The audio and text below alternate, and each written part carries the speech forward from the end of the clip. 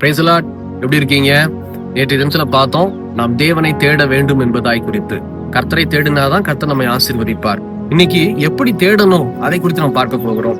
மத்தேயு 22:37 பைபிள்ல வாசிக்கிற கவனிச்சு பாருங்க. இயேசு அவனை நோக்கி, உன் தேவனாகிய கர்த்தரிடத்தில் உன் முழு இருதயத்தோடும் உன் முழு ஆத்துமாவோடும் உன் முழு மனதோடும் அன்பு கூறுவாயாக. என்னைக்குமே புரிஞ்சுக்குங்க, ஆண்டவர் நம்ம கிட்ட கேட்கறது 99% அல்ல, 100% தேடல். அப்ப நம்முடைய மனம், ஆத்துமா, நம்முடைய இருதயம் மூணுமே முழுமையா ஆண்டவரை தேடணும்.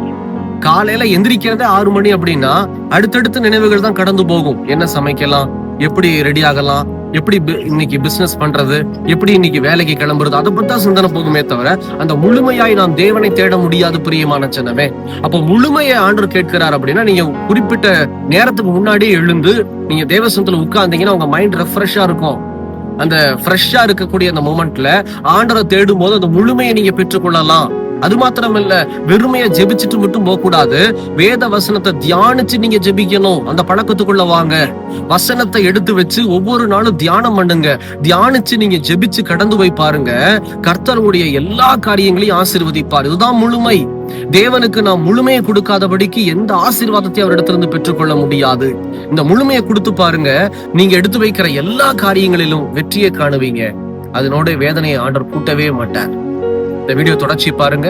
எங்களுக்காக ஜெபித்துக் கொள்ளுங்கள். God bless you.